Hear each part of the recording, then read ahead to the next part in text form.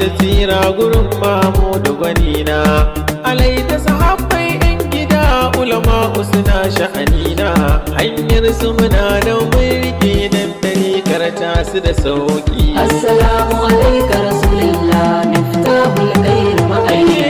Assalamu alaika rasulillah ga mawakan naka alayi, komai da ake wa sha'irai a gare mu ma'aiki kayi, shi yasa waƙar nan godiya ce muke a gurin ka nabi, ka sarkin kyautar dukiya wanda baya barin ta ɗaki.